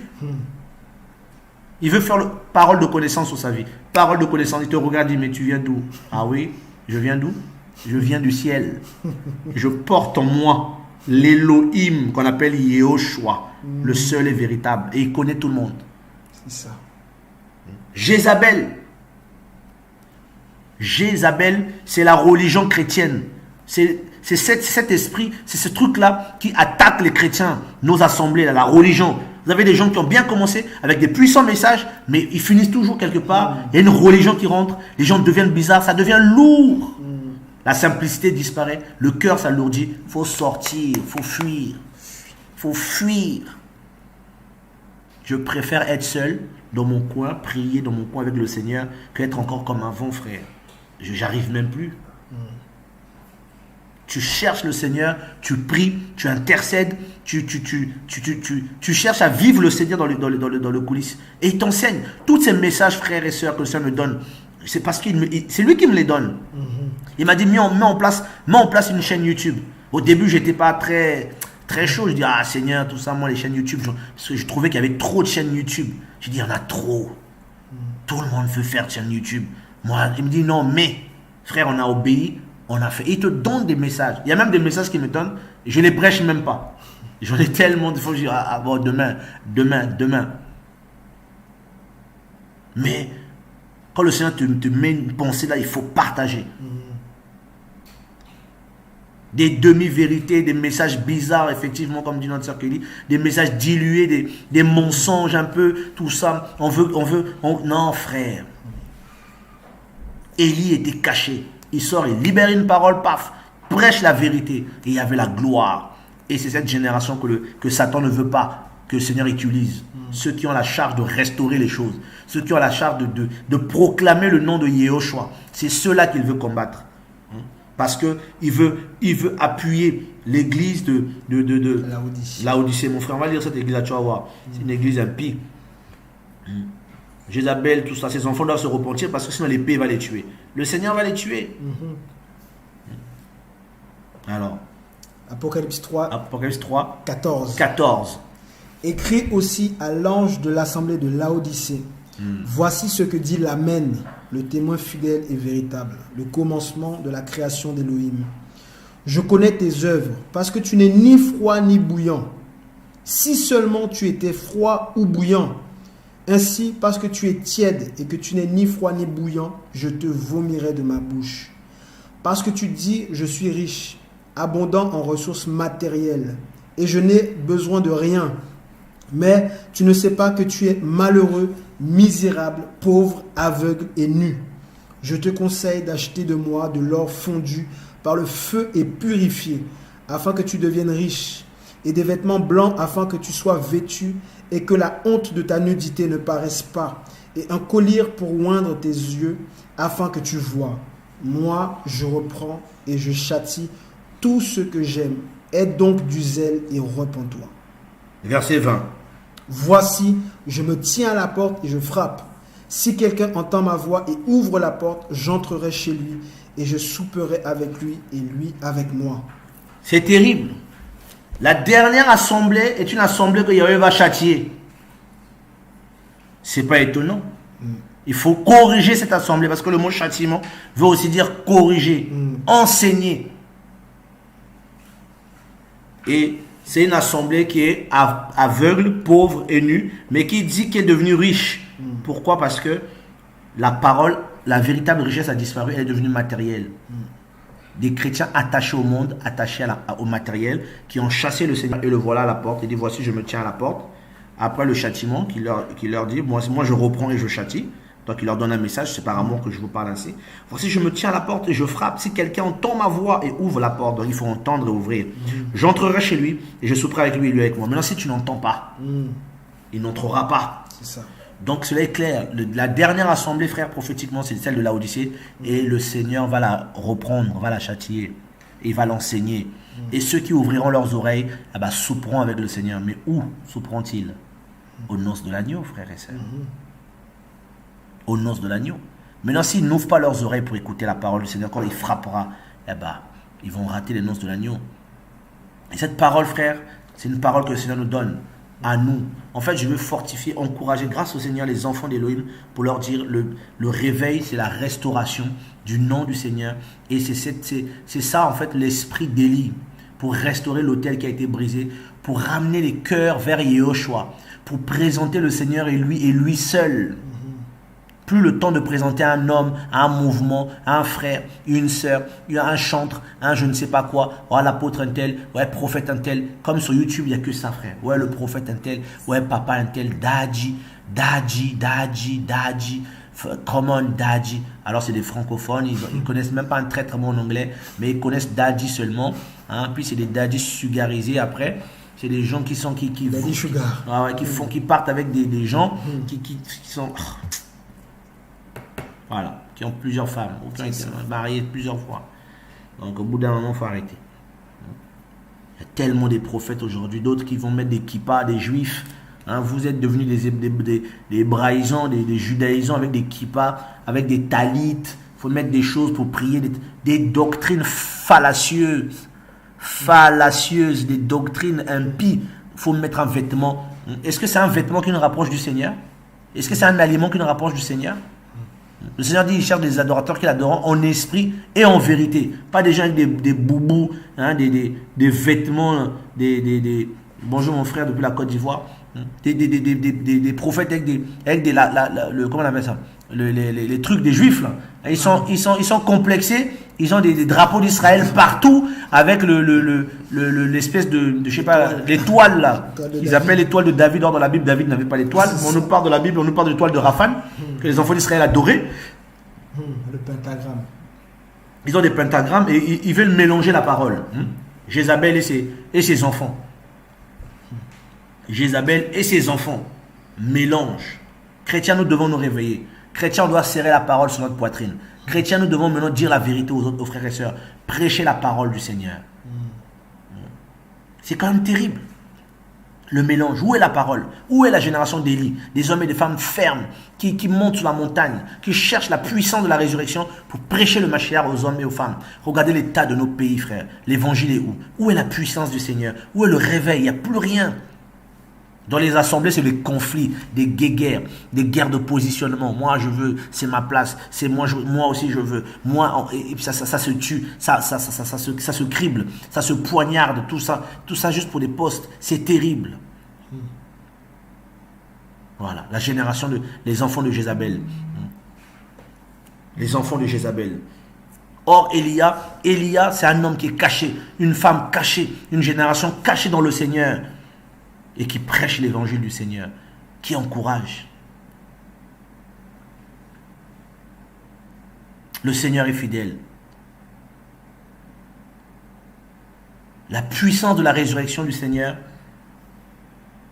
n'est pas connue de beaucoup de chrétiens. Il y a beaucoup de mélanges. Oui, il est possible de poser des questions, Enoch. Vous pouvez poser des questions, il n'y a pas de souci.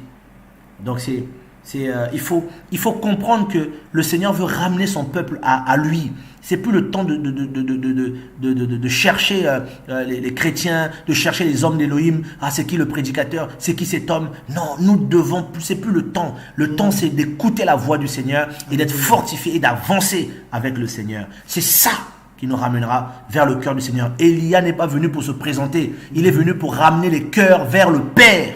Alléluia.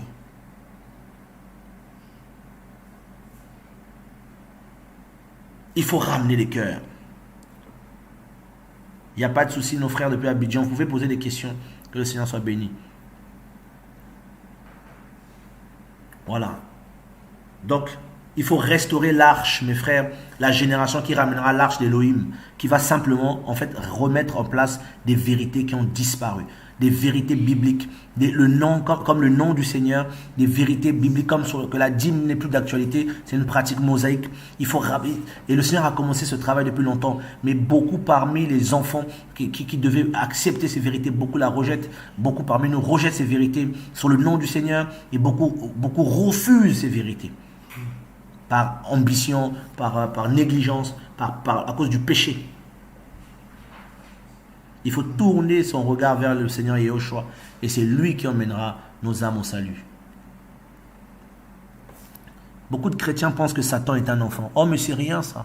Oh mais c'est rien. Mais non, vous abusez.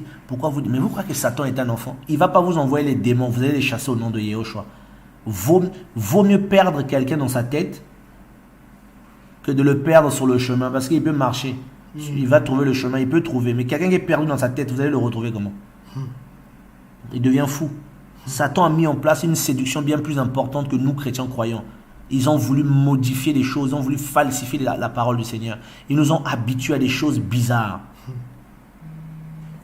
C'est terrible.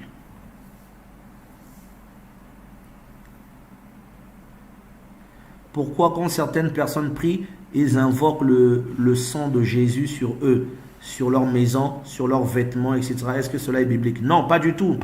Invoquer le sang de Jésus, comme tu le dis, Yehoshua plutôt, je préfère dire moi aujourd'hui, non, c'est pas biblique. La question que mon frère Enoch Koti, que je peux te dire, regarde, dans le corps humain d'un homme, il y a entre 1 et 6 litres de sang. Or, si tu invoques ça dans ta maison, les 6 litres, il n'y en aura pas assez. Combien de chrétiens invoquent ça? Et la Bible dit, vous invoquerez le nom du Seigneur et vous serez sauvés. Pas le sang. L'histoire d'invoquer le sang, là, est une incompréhension dont, notamment, il se base sur le livre des Hébreux 9, je crois. Et ils disent, oui, sans l'infusion de sang, il n'y a pas de pardon. Oui, mais l'infusion de sang a déjà eu lieu à la croix. C'est fini. Vous n'allez pas blesser le Seigneur, vous n'allez pas le monter sur la croix plusieurs fois. Il est déjà mort une seule fois, comme dit Hébreux 10, 10. Il a offert son sang une fois pour toutes au Père. C'est fini. Donc comme dit 1 Jean, si quelqu'un pêche, il est bon et fidèle pour nous pardonner nos péchés. Donc plus besoin d'invoquer le sang. Le sang du Seigneur ne protège pas. Le Seigneur est mort en tant qu'humain. Il n'est pas mort en tant qu'esprit. Or, aujourd'hui, il est esprit. Voilà, il est esprit. Donc, il n'est pas... donc, là, on est dans 1 Pierre, je crois, attends, allez, 1 Pierre 1, 18, David, 1 Pierre 2, 18, je ne sais plus. On va trouver ça. 1 Pierre. Allez, Seigneur, merci. Sachant que ce n'est pas par des choses corruptibles Non, comme... 1 Pierre 3, 18, je vais le lire. 3, 18. Parce que Mashiach aussi a souffert une fois pour les péchés, lui juste pour les injustes, afin de nous conduire à Elohim, ayant été en effet mis à mort selon la chair. Mais il a été ramené à la vie par l'esprit. Donc, il a été mis à mort selon la chair. Or, aujourd'hui, Mashiach n'est plus dans la chair. Il est en esprit. Donc, ceux qui invoquent le sang du Seigneur sont encore dans la chair. Ils sont devant la croix. Il faut qu'ils sortent de là. Il faut qu'ils traversent la croix et qu'ils aillent devant son trône. Ouais. J'en ai pensé l'armure du... J'ai en pensé l'armure du Seigneur. Je vais méditer aussi à ce sujet. Amen. Gloire au Seigneur. Il y a de la puissance dans le nom de Yehoshua. C'est clair. Yehoshua est puissant, ma soeur Mireille. Et puissamment puissant. Tout puissamment puissant. Sa puissance ne peut pas être quantifiée. Il est bien au-delà. Voilà. Frère, il y a un passage que je ne comprends pas dans 1 Pétros 4, 6. Peux me l'expliquer s'il te plaît? On peut prendre ça, David, s'il te plaît. Grâce au Seigneur, il va nous aider. 1 Pétros 4, 6. 4, 6 qui dit: car c'est pour cela que l'évangile a été aussi prêché aux morts, afin qu'ils soient en effet jugés selon les humains dans la chair, mais qu'ils vivent selon Elohim dans l'esprit. Ok. Les morts ont reçu, quand le Seigneur est mort, il a rappelé aux morts qui étaient là, ceux qui sont morts depuis Adam et notamment à l'époque de la loi, il leur a rappelé, notamment les impies, du moins comme on en parle au niveau de, je crois que c'est Pétros qui en parle, par rapport aux hommes d'avant la, comment on appelle ça, de Sodome et Gomorrhe, voilà. Les impies, tout ça qui ont été condamnés, il leur a rappelé simplement leur condamnation. Mais ceux, par exemple, qui étaient comme les justes, qui étaient dans le sein d'Abraham, qui sont morts, mais qui étaient dans le sein d'Abraham, ils ont reçu l'évangile de la grâce. En gros, le Mashiach les a sortis de là parce qu'ils étaient justes. Voilà. Et il est remonté aussi avec ceux qui étaient morts, déjà là, il les a délivrés de la mort, et il est monté avec eux au ciel.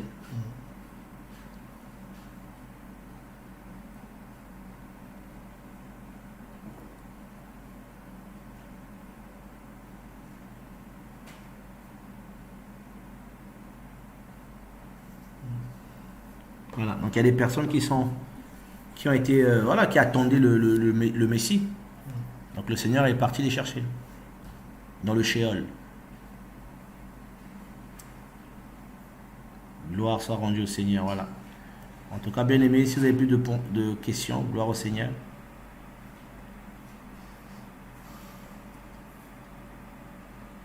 Que le nom du Seigneur soit grandement béni. Voilà, nous bénissons les frères et sœurs du côté de la Côte d'Ivoire. Que le Seigneur se souvienne de vous.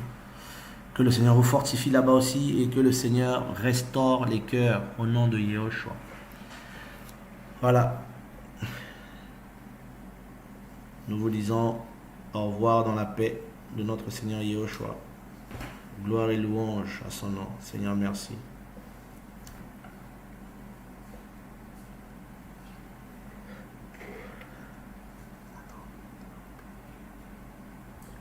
C'est quoi la différence entre la justification et la sanctification? Merci, soyez béni, ma chère. Ok. Quelqu'un qui a été justifié dans son péché, ma soeur, je suppose, c'est quelqu'un qui est en même temps sanctifié par le Seigneur, parce que Dans la sanctification, il y a des expressions qui sont là comme quelqu'un qui est sanctifié. D'abord, c'est quelqu'un qui est mis à part, parce que le mot Kodesh veut dire être mis à part. Et voilà, quelqu'un qui est justifié, en gros, c'est quelqu'un qui a passé par la conversion, en fait. Le sang du Seigneur a justifié ses péchés et il s'est converti. Et en même temps, il est sanctifié. Voilà. La justification, c'est le fait de ne plus être condamné à cause de ses péchés, mais qu'on a été acquitté, voilà, simplement, on a été acquitté par la justice du Seigneur pour nous, et nous vivons dans cette justice, par cette justice-là. Et donc la sanctification, bah oui, c'est celui qui est justifié et sanctifié. Maintenant, il y a une autre sanctification, c'est celle de tous les jours, où toi, tu dois fournir des efforts pour garder la pureté du Seigneur dans ton cœur, dans tes pensées et dans tes actions. Tu dois continuer à te sanctifier. C'est ce qu'on appelle se sanctifier. Il y a être sanctifié et il y a se sanctifier. Donc, continuer à demeurer dans cette œuvre que le Seigneur a accomplie pour toi en te justifiant. Voilà, j'espère que c'est bon. Je fais simple. Hein. Besoin de prière depuis le décès d'une de mes filles. Dès qu'un enfant tombe malade, j'ai une peur qui me ramène à la mort de ma fille. Que le Seigneur te garde. Que le Seigneur te garde. Et j'espère que tu te portes bien aussi. Que Yahweh soit béni. Oh Seigneur, merci pour ta grâce. Au nom de Yeshua. Voilà, frères et sœurs, que le Seigneur soit béni. Que le Seigneur soit béni au nom de Yeshua. Qu'il nous fortifie. Seigneur, fortifie-nous. Et garde-nous dans ta présence, dans ta parole. Et nous voulons être cette génération-là, Seigneur, qui va proclamer cette vérité haut et fort, partout. Seigneur, au nom de Yeshua, à cause de ton nom, Papa. Au nom de Yeshua. Voilà. Frères et sœurs, soyez vraiment bénis, soyez encouragés. En tout cas, à un prochain direct. Oh là là, vous mettez des... Je les vois en retard, vos questions, je suis désolé. Hein. Voilà. Que le Seigneur soit béni. Oh là là, quelqu'un pose une autre question dans Hébreux 10, 26. Seigneur, merci pour l'esprit. Hébreux 10, 26. On va essayer de le lire. Alors, Hébreux 10, 26. Car si nous péchons volontairement après avoir reçu la connaissance précise et correcte de la vérité, il ne reste plus de sacrifice pour les péchés, mais une attente terrible du jugement et l'ardeur d'un feu qui doit dévorer les adversaires. Ouais, ce passage est très clair. Ça veut dire qu'elle s'adresse aux personnes qui ont connu le Seigneur, qui connaissent la vérité et qui pratiquent le péché de façon consciente. Voilà, qui vivent consciemment le péché alors qu'ils ont été sanctifiés, ils ont connu le Seigneur et voilà, s'ils retournent dans le péché de façon consciente, dans la rébellion, bah, il n'y a plus rien à faire. Ils ont blasphémé en fait. Voilà, des gens qui sont comme ça, qui blasphèment. Et puis, Yohanan dit dans 1 Jean, il ne faut pas prier pour de tels hommes. Voilà. Alors quelqu'un dit, une femme selon Elohim ne doit pas se maquiller. Déjà, il faut savoir qu'est-ce que c'est le maquillage. La femme peut être coquette, mais les maquillages d'aujourd'hui souvent maquillent beaucoup de choses. Donc souvent, la plupart des personnes qui se maquillent de façon outrancière, c'est souvent des gens qui ont du mal dans leur âme, qui n'arrivent pas à comment dire, à s'assumer. Qu'une femme, voilà, enfin, maquillage, ça dépend aussi, hein, de comment on se maquille. On peut être légèrement maquillé, ok, ça ne dérange pas, mais moi, personnellement, je préfère que ma femme reste naturelle, quoi. Voilà. Et vu que l'homme est le chef de la femme et que le corps de la femme appartient à son mari et vice versa, donc si tu es une femme, ton mari ne veut pas que tu te maquilles d'une certaine manière, tu dois écouter parce que tu es son corps. Et ton corps lui appartient et si l'homme aussi, sa femme ne veut pas qu'il fasse certaines choses avec son corps, eh ben, il doit écouter parce que c'est le corps de sa femme. Donc voilà, il y a des maquillages personnellement que je trouve un peu abusifs. Moi j'appelle cela les artifices de Jézabel. Voilà, le trop là. Enfin, les gens ils ont des autoroutes, ils ont des lèvres rouges, on a des pommes, des golden, je sais pas comment on appelle ça. Ils ont des lèvres rouges. Pourquoi tout ça en fait? Pourquoi tous ces artifices? Il faut être simple. Paul appelle les femmes à être simples. Maintenant, il ne faut pas. y a des frères, des fois, qui peuvent avoir des combats avec leurs femmes, hein, à cause des histoires de maquillage. Donc, il faut vraiment écouter l'esprit et il ne faut pas aussi brusquer les personnes qui sont peut-être encore blessées au niveau de leur âme et qui veulent cacher ça dans le maquillage. Voilà, il faut beaucoup d'amour et prendre le temps avec le Seigneur dans la prière pour guérir les cœurs. Il ne faut pas forcer tout de suite comme ça peut créer des problèmes dans les foyers. Donc, mais une femme doit écouter son mari et vice versa. C'est le corps appartient à monsieur. Voilà, moi aussi je viens, le maquillage, j'enlève, hein, moi. Si je peux raconter une anecdote. Je me rappelle le jour de mon mariage, avant le jour de mon mariage, je suis arrivé, on avait maquillé mon épouse. J'ai dit non, j'ai dit vous enlevez tout ce que vous avez fait. Ah oui, j'ai dit vous m'enlevez tout ça, je la reconnais pas, c'est quoi ces trucs beaucoup. Il dit c'est qui cette femme? C'est pas la femme que j'aime, donc faut m'enlever tous les trucs rouges que vous l'avez mis sur le visage, les fonds de teint bizarres, les coloris là que je vois et tout. Il a enlevé tout ça. Hein. Ah oui, j'ai dit vous m'enlevez tout ça, j'ai dit je veux pas ça. Il dit j'aime pas. Donc elle s'est mise soft. Pourtant quand je l'ai vue ce jour-là, mon cœur a tressailli, frère. J'ai été dans la joie. Donc il faut voilà. Le maquillage là, il faut écouter l'esprit et puis une femme peut se maquiller légèrement selon que il y a des maquillages aujourd'hui, c'est bizarre. Hein. Le maquillage, surtout avec les faux cheveux. Aïe, aïe. Là, c'est des usurpations d'identité. Ah ouais. Donc, tout péché est volontaire, oui, mais il y a des péchés qui sont dus à des faiblesses. Il y a des péchés qui sont dus à la volonté de l'homme. Il décide, je veux faire ça. Voilà, il y a des gens qui tombent parce qu'ils sont faibles, en fait. Ils sont vraiment faibles. Mais d'autres qui ils sont pas forcément... Voilà, ils choisissent eux-mêmes de tomber. Préméditent de tomber. C'est ça le problème. Voilà. Donc, le Seigneur est bon.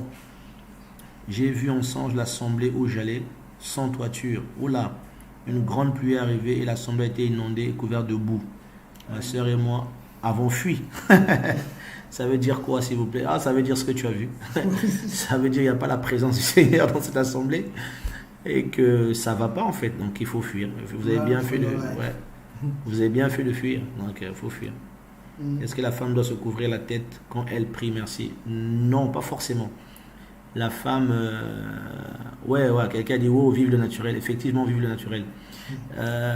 Shalom depuis le Cameroun, alléluia, amen. Est-ce que la femme doit se couvrir la tête quand elle prie? Beaucoup de gens ne comprennent pas Paul. Et je voudrais dire aussi aux frères et sœurs d'avoir une certaine... Moi, le Seigneur m'a conduit comme ça une fois, hein, de comprendre que Paul était aussi juif. Et il écrivait aussi avec certaines choses, avec aussi cette éducation qu'il avait étant juif et cette culture qui était la sienne.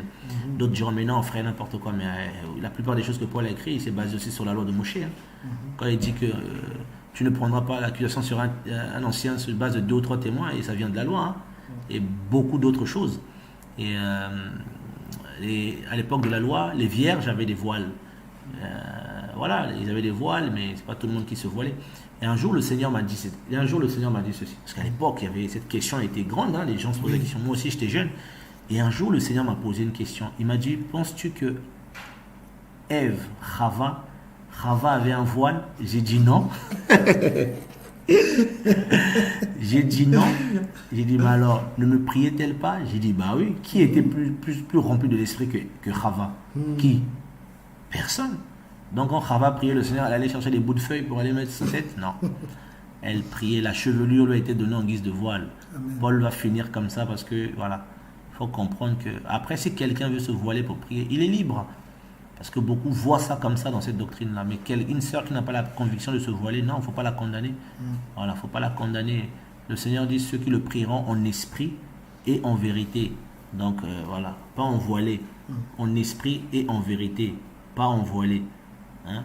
Ève était en esprit et en vérité et pas en voilé, quoi. Donc voilà, faut comprendre la parole et les femmes ne sont pas obligées de se couvrir la tête. Mes sœurs, vous êtes belles telles que vous êtes. Elohim n'a rien raté, que personne ne vous fasse croire le contraire. Alléluia. Et croyez-moi, si vous voulez épouser des hommes spirituels, soyez spirituels et naturels. Amen. Si vous êtes trop maquillés là, la première des choses que les frères vont dire, cette sœur est charnelle. Elle n'est pas encore guérie. Et on n'épouse pas une femme qui a encore des racines de séduction, des racines de... Voilà, moi je vais tout de suite, je taille. Hein. On veut des gens spirituels, qui craignent le Seigneur, des gens qui vont t'aider dans ta marche. Des femmes d'esprit, pas des femmes glossées, maquillées, saucissonnées. Gloire au Seigneur. Bonsoir, peut-on s'appeler enfant d'Elohim sans avoir expérimenté le Seigneur? Non. C'est ceux qui ont expérimenté le Seigneur qui sont enfants d'Elohim. C'est ceux qui sont nés d'esprit qui sont enfants du Seigneur. Si tu pries la tête couverte ou découverte, tu ne pêches pas. Le Seigneur regarde au cœur. Amen, c'est vrai. Quand on fait un songe où on voit sa grande sœur nue, que veut dire cela alors qu'elle n'est pas dans la sorcellerie? Comment interpréter cela? Merci. La nudité n'est pas seulement la sorcellerie. La nudité peut aussi l'image du péché. Voilà, c'est l'image du péché. Souvent quand tu vois quelqu'un qui est nu, torse nu, souvent il y a des choses que le Seigneur peut te montrer pour dire à cette personne de se revoir, de se vérifier. Voilà, simplement. Voilà, on doit prier tout le temps, on ne doit pas se voiler tout le temps. Exactement. Si l'onction tombe sur la douche, tu fais quoi? Tu vas chercher un voile? Donc là, il y a un souci. Voilà, Anisha Bado, dans un rêve, j'ai vu un boa avec un petit sur son dos qui tombe chez moi et un membre de ma famille l'a récupéré et téléphoné. Waouh! Je ne sais pas trop, j'ai besoin de compréhension, s'il vous plaît. Est-ce que vous pouvez? Alors, ma soeur, il faut prier parce que le boa, c'est pas bon. Souvent, les choses sont liées à la sorcellerie. Et donc voilà, il faut prier. Mais le Seigneur te garde. Si tu aimes le Seigneur, si tu crains le Seigneur, il ne faut pas t'inquiéter. Voilà, gloire soit rendue au Seigneur. Ah, alléluia. Je pense qu'il y a beaucoup de questions, il y a beaucoup de songes et de visions. Que le Seigneur nous garde. Voilà. Quand on est enfant du Seigneur, on craint le Seigneur, il ne faut même pas vous inquiéter. Il ne faut même pas s'exciter parce que on a des combats où on fait des rêves bizarres, tout ça. Si c'est ça, nous autres là, il y a longtemps, on aurait fui. Voilà. Tu rêves des choses, tu dis, c'est pas grave. On verra ça à la fin. Qu'est-ce que le Seigneur en dit? Voilà. Gloire au Seigneur, que le nom du Seigneur soit béni. Je pense qu'on va arrêter ce direct. Et voilà. Si vous avez des témoignages, n'hésitez pas à nous les partager et, dans nos mails. Et voilà, n'hésitez pas à nous les partager au nom de Yehoshua. Soyez grandement bénis, soyez encouragés. Voilà. Merci Seigneur, merci pour ta présence, merci pour ton amour Père. Merci pour tout ce que tu fais. Nous t'aimons, nous voulons être avec toi Père au nom de Yeshua. Merci pour mes bien-aimés frères et sœurs. Et je suis convaincu qu'il y a beaucoup de jeunes gens derrière leur écran. Et je prie que tu les fortifies dans leur foi, dans leur marche. Et fortifie les familles aussi, fortifie les cœurs qui sont abattus, qui sont dans la peur. Et ramène la vie de l'esprit dans nos cœurs, au nom de Yeshua. Et fortifie tes guerriers, tes guerrières dans la prière, au nom de Yeshua. Amen. Voilà. Shalom, shalom. Merci Père. Merci pour ce message. Amen. Merci. Soyez encouragés, soyez bénis. Priez pour nous. Priez pour nous. Prions les uns pour les autres. Au nom de Yeshua. Amen.